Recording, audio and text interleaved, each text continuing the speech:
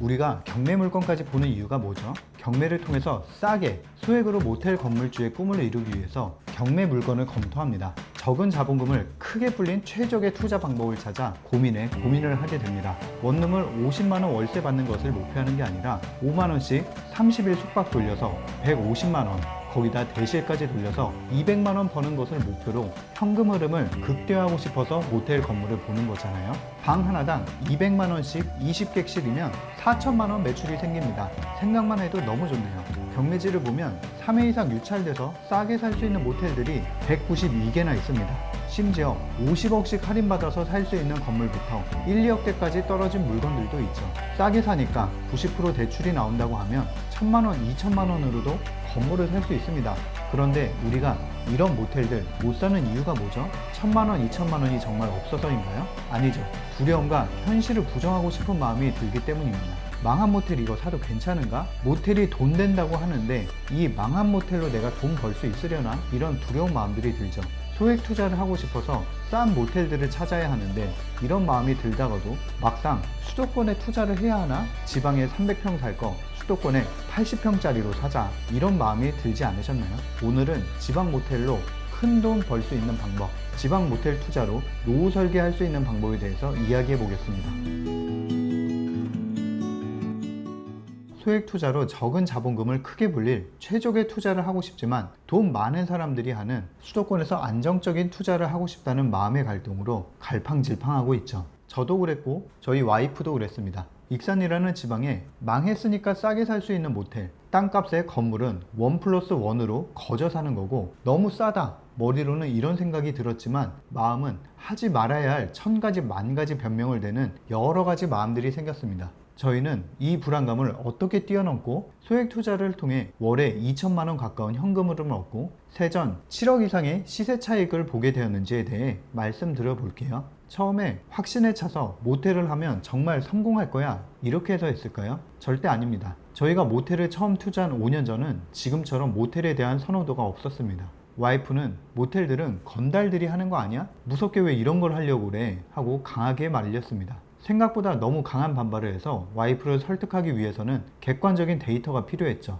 그때부터 상권도 분석하고 돈을 벌 수 있다는 근거를 마련하기 위해 여러 가지 조사들을 시작했습니다. 익산의 전체 모텔 수는 157개라는 걸 알게 되었습니다. 그중 저희가 들어가려는 인화동에는 모텔이 87개나 있는 모텔 밀집 지역이었습니다. 13개 동으로 이루어져 있는 익산에 모텔이 157개인데 인화동 하나에만 87개의 업장들이 몰려있다니 포화도가 너무 높았습니다. 이걸로는 와이프를 설득하기가 어려웠죠. 하지만 15억짜리 건물을 5억대까지 떨어진 건 여전히 욕심이 나는 상황이었습니다. 5억짜리 300평 모텔이 있나요? 구하기 쉽지 않죠. 그래서 내린 결론은 더 파자. 월 평균 카드 매출은 1,026만원. 어플로 예약하는 시대가 되었으니 전체 매출은 이보다 더 높을 것이고 1등을 하면 더더 높을 것이다. 그런데 매출을 추정하는 것은 초보로서 쉬운 일이 아니었습니다. 더욱 어려운 것은 지출을 추정하는 건 불가능의 영역이었고 순이익은 가늠할 수도 없었습니다. 파면 팔수록 미궁으로 빠져드는 느낌이었습니다. 평균 매출 그래프를 보니 익산의 평균보다 인화동이 더 높은 것은 긍정적인 자료네요. 상권은 동일 업종이 모였을 때 시너지가 나는 것은 불변의 법칙인 것 같습니다. 회를 먹고 싶으면 수산시장이나 회센터로 가고 모텔 하면 익산에서는 터미널 쪽, 인화동, 이렇게 사람들의 머릿속에서 바로 떠오르는 것이 중요한 것 같습니다. 시장의 수요 공급을 정확하게 계산해서 인허가가 나면 좋겠지만 그런 수요 예측이 가능한 공무원이었다면 공무원을 하는 게 아니라 투자자로서 엄청난 돈을 벌고 있었겠죠. 아무튼 익산의 인화동은 과잉 공급의 문제는 현실이었고 이에 따른 단가 경쟁은 어쩔 수 없는 수순인 것 같습니다. 하지만 동네에서 1등, 2등, 3등 하는 업체 단가가 무너지지 않았다는 것은 기대해 볼 만한 데이터입니다. 1, 2, 3등끼리 숙박 4만원 싸움을 하는 동네들도 있으니까 말이죠. 적어도 인화동에서는 1, 2, 3등을 하면 스탠다드 5만원 이상을 받을 수 있다는 데이터는 시장에서 검증을 받았고 문제는 내가 1, 2, 3등 안에 들 수 있는 실력이 있는가의 문제니까요. 정리한 데이터를 근거로 와이프를 설득해 봅니다. 당연히 순이익이 나는지 손해는 없는지의 부분에 명확하게 숫자로 설득하지는 못했습니다. 하지만 고무적인 것은 같이 임장을 해보자 라는 변화까지는 일으켰죠. 저와 아이들은 인근의 놀이터에서 있기로 하고 와이프는 로컬 부동산 사장님에게 매물 가격 브리핑도 받고 동네 분위기도 보고 현장 임장도 다녔습니다. 그 사이 저희는 급작스러운 소나기가 오는 바람에 놀이터 정자로 피신해서 하염없이 와이프가 오기를 기다리고 있었습니다. 와이프의 심기를 불편하지 않기 위해서 전화도 하지 않고 묵묵히 기다렸습니다. 죄진 것도 없는데 죄인된 마음으로 기다렸던 것 같아요. 돌아온 와이프의 대답은 긍정도 부정도 아니었습니다. 임장 후 알게 된 사실은 현재 로컬 부동산에 나와 있는 어떤 매물보다 싼 건 맞다. 부동산에서는 12억이면 싸다. 이만한 물건은 없다. 아무리 지방이어도 12억짜리 건물이 어디에 있냐 등 매물 중 가장 싼 것은 12억이라는 정보는 알게 되었습니다. 저희가 보던 경매 물건은 5억 3천까지 유찰된 상황. 와이프는 금액적으로는 너무 저렴한데 외관을 보니 엄두가 나지 않는다고 말합니다. 낡은 현관, 여기저기 파손된 흔적들, 심지어 간판은 정말 할렘가를 연상시킬 정도의 상황이었죠. 객관적 사실은 싸다, 땅값에 건물은 덤이다라는 사실을 머리에서는 이해하지만 두려운 마음은 이 투자를 안 할 온갖 방법들의 이유를 찾고 있었습니다. 마지막으로 와이프를 설득한 것은 이 건물의 감정가는 15억 6천이고 과거 13억에 팔린 것이 최고 거래이니 우리는 13억 이하로 공사를 마치자. 있는 돈 얼마 없는데 손해까지 보면 안 되니 최악은 원가로 매각하는 거다. 경매부터 낙찰, 리모델링, 운영, 매각의 한 사이클을 배우고 손해 없이 끝나는 것을 최악으로 산정하고 당연히 수익은 많으면 많을수록 좋고 싸게 샀으니 적어도 손해는 안 볼 것이다 라는 내용으로 설득을 했습니다. 와이프는 결국 오빠가 말린다고 안 할 사람도 아니고 신중하게 해라. 처자식이 있다는 거 잊지 말고 라는 말을 듣고 경매에 입찰하게 됩니다. 결과는 단독 낙찰. 5분간 엄청 기분이 좋다가 이상한 생각이 듭니다. 내가 뭘 잘못 판단했길래 아무도 안 들어오는 물건을 나 혼자 들어왔지? 막연한 두려움이 쌓였습니다. 그러다가 경락대출 이모님들에게 둘러싸여 연락처를 알려드리고 있으니 또 기분이 좋아집니다. 사람이 이리도 간사하게 냉탕과 온탕을 빨리 왔다 갔다 할 수 있다니 정말 신기한 감정입니다. 아무튼 일은 벌어졌고 해야 할 일들도 정해졌습니다. 명도, 영업허가증 승계, 리모델링 컨셉 기획, 업체 선정, 상권 특성을 보니 4060이 80%인 상권이었습니다. 그렇다면 주타겟을 4060으로 잡는 게 맞는 것인가? 여러 가지 고민들이 쌓여가는 시점에 폭탄이 터지는 문제가 생겼습니다. 경매 물건은 리모델링 대출이 안 된다는 것입니다. 경매 낙찰 후 경락잔금 대출 상담사 분들이 다들 90% 이상 대출을 해주시겠다고 줄을 서고 계신데 20년, 30년 경락 대출을 진행하신 베테랑 상담사 분들도 리모델링까지는 대출이 어렵다. 이런 건 대한민국 어디에 가도 없다라고 말씀을 하시는 상황입니다. 이 망한 모텔에 리모델링을 하지 않으면 정말 같이 망해야 되는 상황입니다. 특수물건 대출을 위해 100통, 200통씩 전화를 돌리는 사람도 있다는데 나도 정신 차리고 한번 해보자. 이런 다짐을 하며 손폰을 팔기 시작했습니다. 네이버에 모텔 리모델링 대출을 검색해서 리모델링 대출을 전문으로 한다는 분들에게 일일이 전화를 걸었지만 돌아온 답변은 비슷했습니다. 경매 물건은 1년 정도 운영 후 제 감정을 받아야 리모델링 대출이 가능하다. 이런 상황에 답답함은 커져만 갔습니다. 모텔 사업이 신사업도 아니고 대출 상품이 왜 도대체 없는 거지라는 의문과 함께 시간은 계속 흐르고 법원에 잔금을 납부해야 하는 날은 점점 다가왔습니다.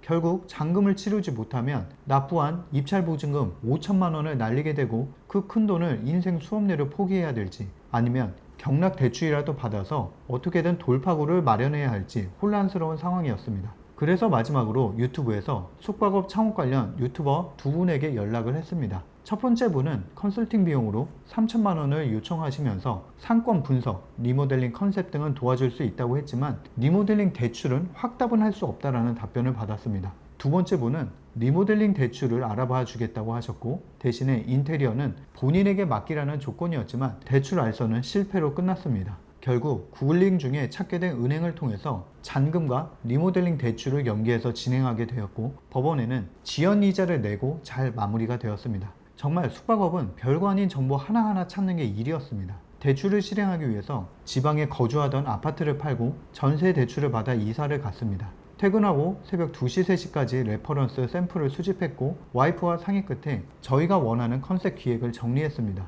그 사이 명도와 영업허가증 승계도 잘 마무리가 되었고 명도 후 들어간 모텔의 상황은 밖에서 보던 것보다 훨씬 안 좋았습니다. 사실 깨진 간판을 보고 외부는 관리가 안 되니까 내부는 이 정도는 아니겠지라고 했지만 내부의 상태가 더욱 심각했습니다. 1년간 방치된 모텔은 지하도 아니고 1층인데 곰팡이로 뒤덮여 있었고 온수 탱크는 녹물이 가득했고 전기와 수도 체납금을 말소시킨 후 수도를 연결했더니 녹슨 파이프는 수압을 못 버티고 깨져나가고 메인 배관은 누수를 넘어 장마비처럼 물이 줄줄 새고 있었습니다. 그런데 혹시 이 정도면 난 못해, 난 안 해, 이렇게 생각하셨나요? 저는 지방의 망한 모텔을 1억 8천을 투자해서 300평 건물을 샀고 운영을 해서 매달 1,800만 원의 영업이익을 가져왔습니다. 세전 시세 차익은 7억 넘게 벌었습니다. 돈이 없었기 때문에 2살, 4살 아이들과 살던 집을 팔고 전세집으로 이사가는 것도 감내해야 했고, 돈이 없었기 때문에 지방으로 임장을 다니는 일도 감내해야 했고,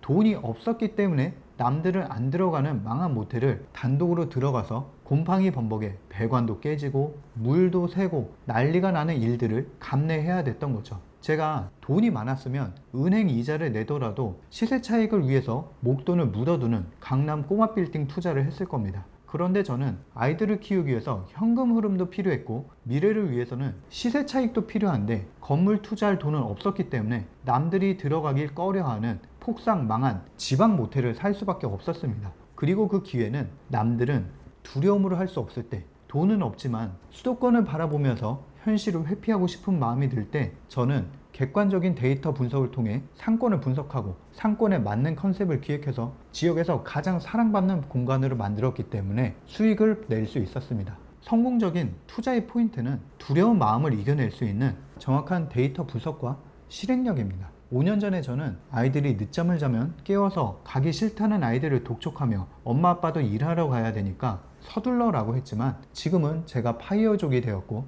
아이들이 늦어도 독촉하지 않아도 됩니다. 가끔은 제가 아이들과 놀고 싶어서 어린이집에 가지 말고 놀자고 하고 와이프는 모텔을 하면서 장 보면서 얼마 나온지 계산하지 않고 먹고 싶은 거, 사고 싶은 거 장바구니에 넣는 게 이렇게 스트레스 없이 행복한 일인지 몰랐다고 합니다. 와이프는 처음 모텔 리모델링 할 때 극도의 스트레스로 2달간 장염에 시달렸었는데 지금은 모텔 550평 오피스텔 임대업 풀빌라를 다 해보고 앞으로는 모텔만 하자고 할 정도로 모텔의 매력에 푹 빠졌습니다. 망한 모텔의 꽃무늬 벽지와 촌스러웠던 화장실은 예쁘게 변했습니다. 깔끔한 인테리어를 마치고 익산에서 가장 사랑받는 부티코 호텔로 변신했습니다. 별점 5점 만점에 5점으로 과분한 사랑을 받고 야놀자에서 고객소통 전국 2등이라는 상을 받으며 1억 8천 투자금을 들여 세전 시세차익 7억이라는 행복한 성과까지 만들었습니다. 제 이야기를 들어보시니 지방의 망한 모텔 투자로도 데이터 분석을 잘하면, 상권 분석을 잘하면